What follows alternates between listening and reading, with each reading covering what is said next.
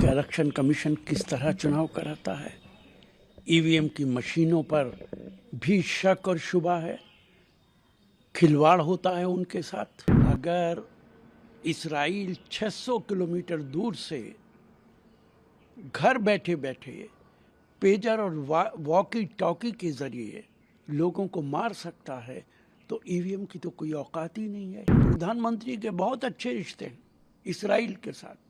Israel in मामलात के अंदर एक्सपर्ट है। ईवीएम का बड़ा खेल कहीं भी हो सकता है और उसके लिए भारतीय जनता पार्टी चुनाव से पहले ये सारे काम कर लेती है। देखिए, महाराष्ट्र के अंदर अगर फ्री एंड फेयर इलेक्शन होता है, जिसकी उम्मीद मुझे बहुत कम, तो भारतीय जनता पार्टी का सफाया हो जाएगा। अगर फ्री एंड फेयर इलेक्शन होता है, जिसकी उम्मीद मुझे बहुत कम, तो भारतीय जनता पार्टी का सफाया हो जाएगा।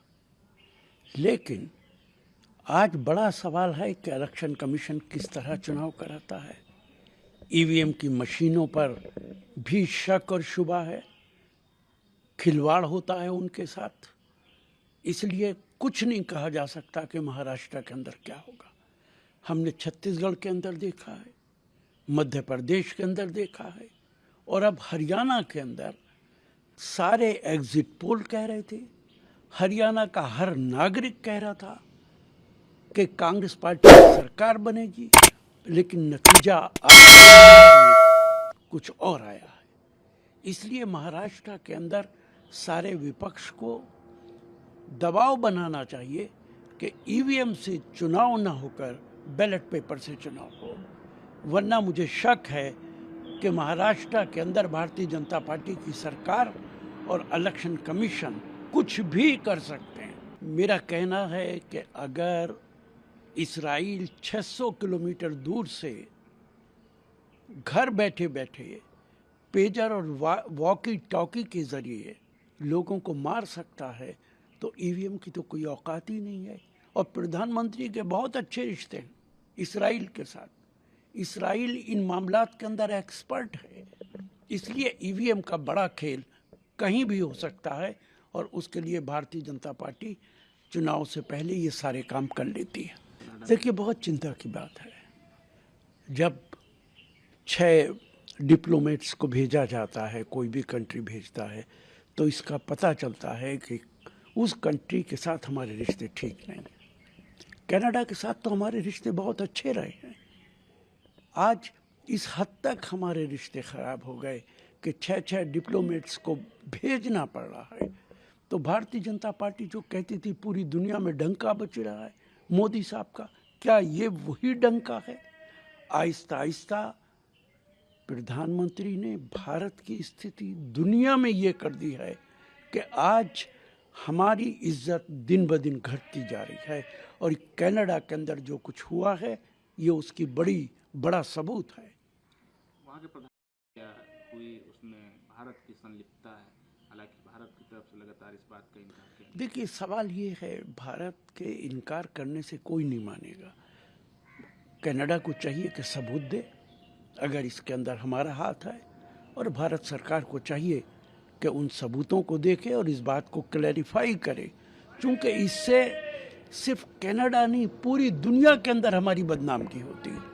ऐसा वाकया सिर्फ कनाडा के अंदर नहीं हुआ है, कई मुल्कों के अंदर इस तरीके के वाकयात हुए हैं। अमेरिका में भी हुए हैं, पाकिस्तान में भी हुए हैं, जिन पे हम पर इल्ज़ाम लगाया जाता है।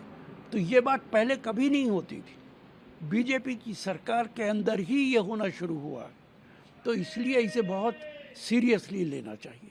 क्या आपको लगता है सर कि विदेश जो मामले होते हैं उसमें सरकार को ज़रूरत है कि अपोजिशन को भी साथ में रखे, उनको भी पूरी जानकारी दे? देखिए, विदेश में नहीं, भारत में भी आप जो कुछ कर रहे हैं, लोकतंत्र है। आप विपक्ष को एतमाद में लेना चाहिए, कॉन्फिडेंस में लेना चाहिए। यूपीए की सरकार में जो भी कानून बनते थे, हम हमेशा विपक्ष को कॉन्फिडेंस में लेते थे। इनके लीडर ऑफ अपोजिशन अगर अमेंडमेंट चाहते थे वो अमेंडमेंट कर देते थे। आज तो हालत ये है कि सरकार जो कानून बनाना चाहती है किसी को बताती नहीं है, ऐलान कर देती है। 3 तलाक का कानून आपने किसी से मशवरा नहीं किया, किसानों का कानून आपने किसी से मशवरा नहीं किया, कश्मीर का 370 आपने किसी से मशवरा नहीं किया।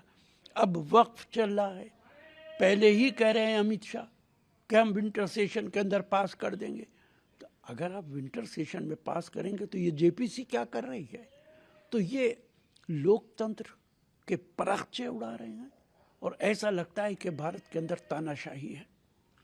सर, मीटिंग के लिए आज से पाकिस्तान में रहेंगे, इस्लामाबाद में। तकरीबन 9 वर्षों के बाद भारत सरकार का कोई मंत्री पाकिस्तान। देखिए, एक तरफ ये सरकार कहती है कि पाकिस्तान से हम कोई बात नहीं करेंगे, और अब हमारी विदेश मंत्री मीटिंग में जा रहे हैं, तो क्या वहाँ ज़बानें बंद करके बैठेंगे? बात तो करनी पड़ेगी।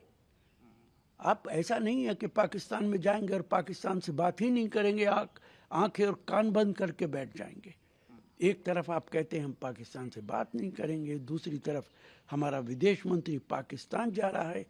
भारत सरकार की जो फॉरेन पॉलिसी है वो भारत सरकार की ही समझ में नहीं आती है, और हमने अपने सारे पड़ोसियों को अपने खिलाफ कर रखा है।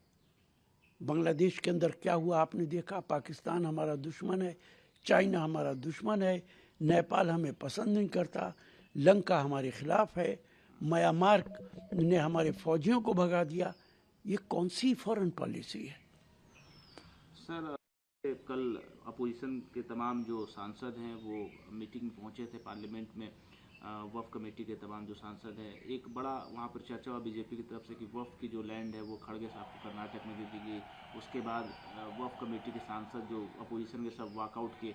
आपको लगता है कि इस तरीके का वाक़या होना चाहिए? देखिए, कौन सी ज़मीन किसको दी गई या ना दी गई, जेपीसी का ये काम नहीं है। जेपीसी का काम है कि जो कानून सरकार ला रही है, क्या ये उचित है या अनुचित है। उस कानून को सरकार इसीलिए ला रही है कि वो वक्फ की ज़मीन को हड़पना चाहती है, और वक्फ के कानून के अंदर इस तरीके का अमेंडमेंट करना चाहती है कि उस वक्फ की प्रॉपर्टी पर इंटरफेयर कर सके, उस पर काबिज हो सके, जिसको मर्जी चाहे उसको दे सके। अभी तक तो वक्फ की बहुत सारी प्रॉपर्टी है जो हमारे फौज के पास भी है, भारत सरकार के पास भी है, बहुत सारे लोगों ने कब्जा रखी है, उसके अंदर बेईमानी भी हुई है, कहीं इसमें कोई शुबा नहीं है।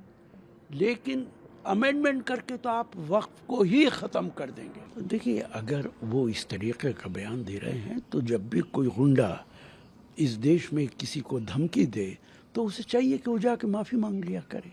अगर देश में कोई कानून नहीं है, कानून का राज नहीं है, तब तो फिर भारत के अंदर यही होना चाहिए, जिससे डर लगे उससे माफ़ी मांग लो, जो धमकी दे दे उससे माफ़ी मांग लो, कानून को उठा कर रख दो। किसी लोकतांत्रिक देश के अंदर जहाँ कानून का राज है वहाँ इस तरीके का बयान दुर्भाग्यपूर्ण है। और महाराष्ट्र के अंदर, बॉम्बे के अंदर जिस तरीके से बाबा सिद्दीकी को मारा गया, ये तो बहुत चिंता की बात है। इसका मतलब है कि वहाँ जंगल राज है, और जहाँ जहाँ बीजेपी की सरकारें हैं वहाँ इसी तरीके के हालात हैं। नमस्कार, मैं हूं मानक गुप्ता। अगर आपको हमारा ये वीडियो पसंद आया हो तो इसे लाइक और शेयर जरूर करें, और हाँ, हमें सब्सक्राइब और फॉलो करना ना भूलें ताकि आप देश और दुनिया की कोई खबर मिस ना करें। तो जुड़े रहिए हमारे साथ और देखते रहिए न्यूज़ 24।